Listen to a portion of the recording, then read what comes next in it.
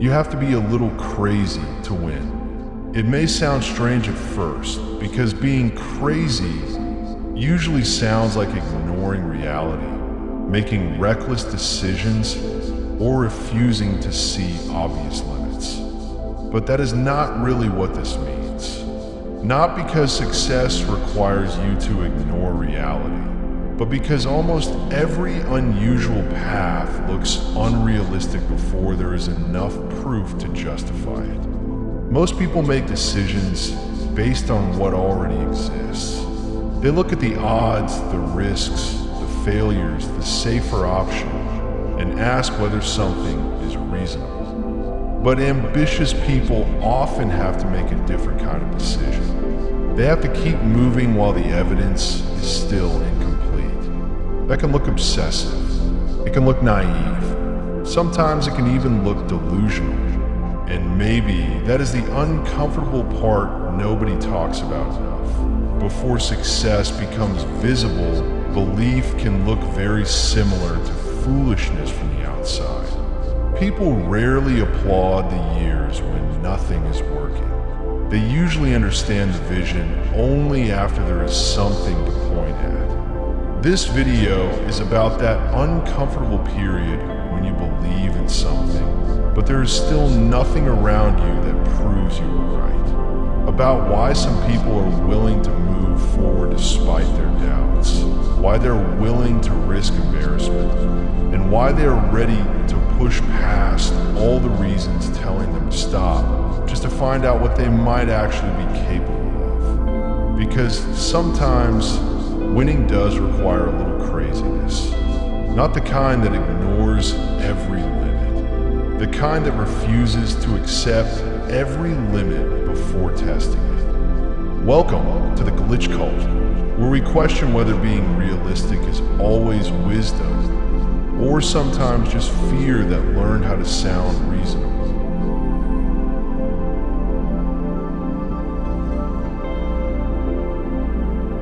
There are people who will hear something ambitious and almost immediately start explaining why it probably will not work. Not because they are stupid. Most of the time, they are actually trying to be rational. They look at how many people fail. They look at how difficult the path is. They look at the money, the time, the competition, the responsibilities, and everything that could go wrong. And somewhere in that calculation, they arrive at a conclusion that feels mature. Be realistic. There is nothing wrong with being realistic. The problem begins when being realistic stops meaning understand the risks and quietly starts meaning do not attempt anything whose outcome you cannot already predict. Because that kind of thinking can make almost every unusual ambition look foolish. If someone is already successful, believing in them is easy. There is evidence. There are numbers. There is money, recognition, and progress. You can point at something and say, see, it worked. But before any of that exists, what exactly are you supposed to point at? A person may be working late after everyone has gone to sleep. They may be learning something nobody around them understands. They may be putting years into an idea that currently gives them almost nothing in return. From the outside, that can look ridiculous. And this is where reasonable people often feel that they have a strong argument. They can show you everything that could go wrong. You cannot show them what will go right. So they win the conversation very easily. Maybe the market is too competitive. Maybe you're starting too late. Maybe you do not have enough money. Maybe someone more talented is already doing it. Maybe you should appreciate what you already have instead of chasing something uncertain. And the difficult part is that none of these arguments necessarily sound cruel. They sound sensible. That is why they can be so convincing. Sometimes, the person telling you to be realistic genuinely cares about you. Sometimes they're trying to protect you from from disappointment. Sometimes they have already lived through their own disappointments and do not want to watch you go through the same thing. But sometimes something else is happening too. People slowly build a life around the limits they have accepted. They make peace with certain things they wanted but never pursued. They explain why those things were impossible, impractical, impulsive, too risky, or simply not for people like us. And after repeating those explanations for enough years, they no longer feel like explanations. They feel like facts. So when somebody else refuses to accept the same limits, it can be uncomfortable, because suddenly that person is not only chasing something, they are quietly questioning a conclusion everyone else has already made peace with. If you try and fail, their worldview survives. They can say, see, that is exactly why you should have been realistic. But if you try and somehow make it work, something much harder happens. The limit they had been calling reality may have only been a limit they personally stopped testing. And this does not mean every ambitious person is right. Sometimes the sensible people are correct. Sometimes the idea genuinely does not work. Sometimes the risk is genuinely too high. But you cannot know that simply because somebody has a convincing explanation for why you should never begin. There is a huge difference between discovering a limit and inheriting one. And maybe that is where a little craziness becomes necessary.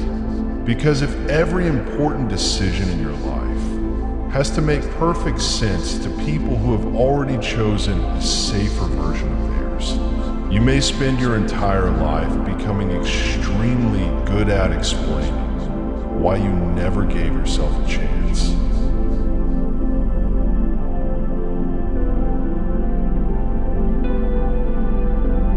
At some point, you have to stop expecting everyone to understand you and your ambitions. That sounds harsh, but there are moments in life where waiting for complete approval becomes another way of never moving. You can explain your idea 10 different ways. You can tell people why it matters to you. You can show them how much thought you have put into it. You can promise that you're not being reckless. And some people will still look at you like you are making a mistake. Fine, let them. Because there comes a point where constantly trying to convince everyone starts taking more energy than actually doing the thing. You do not need every friend to see what you see. You do not need your family to understand why you care so much. You do not need somebody sitting comfortably outside your life to agree that the risk is worth taking. And most importantly, you do not need to prove that you're going to win before you are allowed to try. That is where the savage part of this comes in. Sometimes you genuinely have to ignore people and keep going. Not because criticism is useless. Not because you're automatically smarter than everyone who disagrees with you. But because there are periods where listening to every opinion will destroy the very thing you're trying to build. There will always be someone who thinks you're doing too much. Someone who thinks you're taking it too seriously. Someone who laughs because your first attempt is bad. Someone who asks how long you're going to keep doing this when there is still nothing impressive to show for it. And yes, that can hurt. People love saying, do not care what anyone thinks, as if humans can simply switch that feeling off. Of course you care. It is embarrassing to believe loudly in something and then fail publicly. It is uncomfortable being the beginner. It is hard to keep showing up when people who were skeptical from the beginning are still waiting for the moment they can tell you they were right. But maybe courage is not reaching a point where none of that bothers you.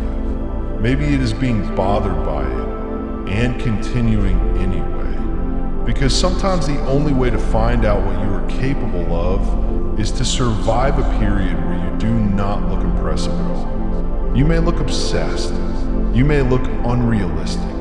You may look like somebody who does not know when to quit. And you have to be strong enough to accept that people might misunderstand you for a while. The dangerous mistake would be turning this into blind persistence.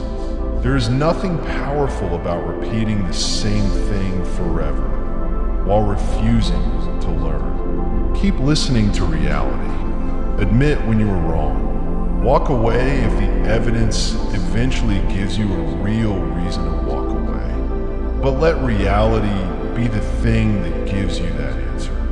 Not embarrassment, not somebody laughing, not the fear of looking foolish.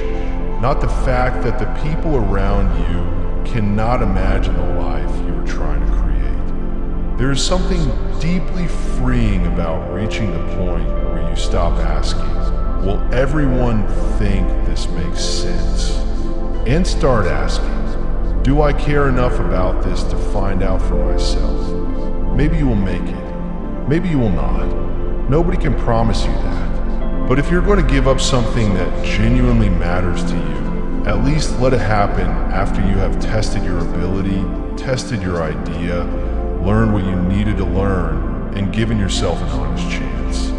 Do not let someone else's fear become your final answer.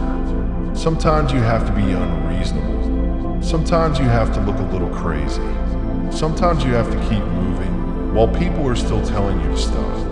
Because the world cannot give you proof of what you are capable of before you are willing to create it.